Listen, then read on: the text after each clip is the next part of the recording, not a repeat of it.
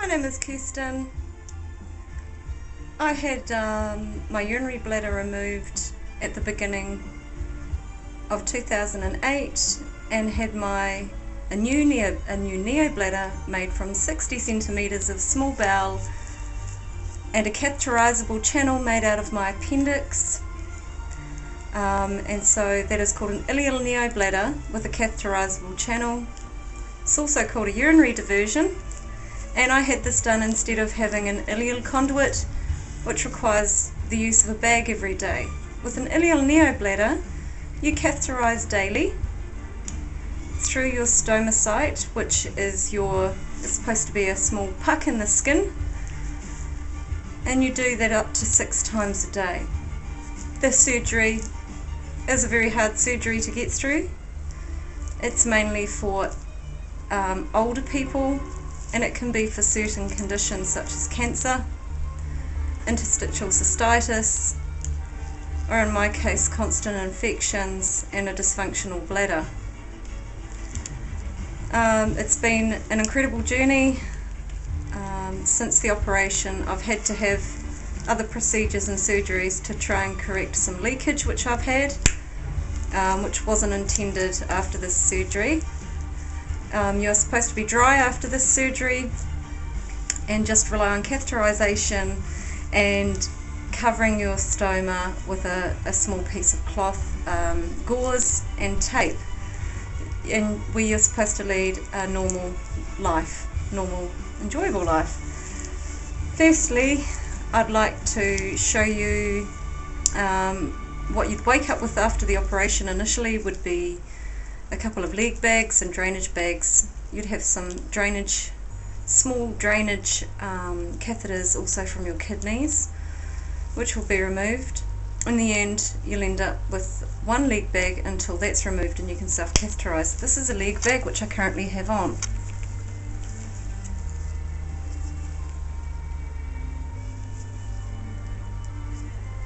This is attached to a catheter which is currently in my abdomen into my NeoBladder. I currently have this on because I had a procedure done last week. I had 20 injections of Botox into my NeoBladder, which is made out of small intestine, to try and stop leakage and relax the muscles there. I have had another procedure in September last year where the limb was tightened to see if that would stop the leakage. However, that hasn't been successful for whatever reasons. I'm hoping that this new procedure will be successful. If it is, it means that I just have to have a repeat procedure every 9 to 12 months or so under general anaesthetic to ensure that I am dry, which is the whole reason for having an ileal NeoBladder instead of an ileal conduit. Initially, after your surgery, like I said, you have indwelling catheters, which I'm currently using until tomorrow, where I'll have it removed.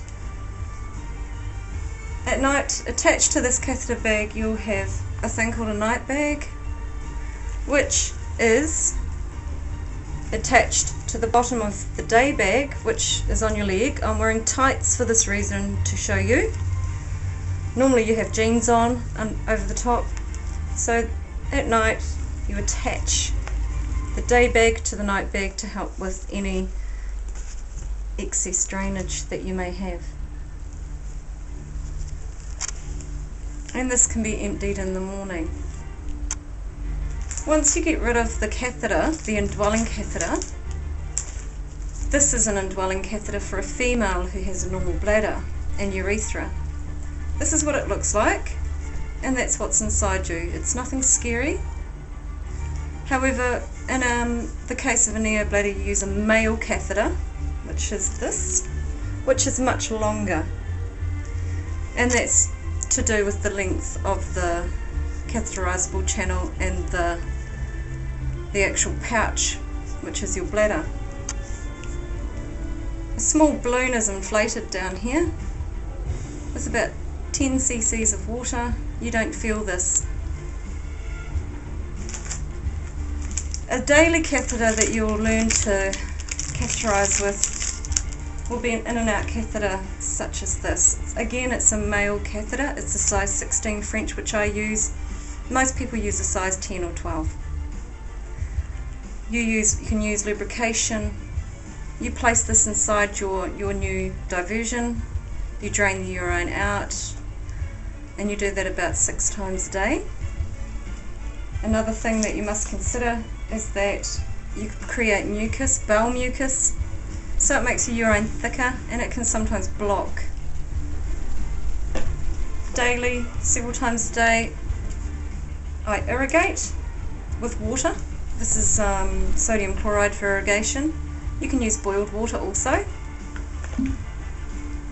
And what you do with both an indwelling catheter, which I'm wearing, or this catheter, is you flush saline through the catheter into your abdomen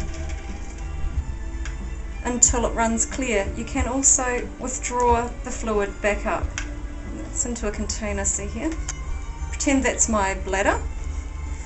You withdraw it back up to try and unblock the mucus if it becomes blocked. You use about 20 to 30 cc's. I use about 60 cc's and give it quite a bit of pressure to make sure that it catches any mucus that may be hidden or quite thick.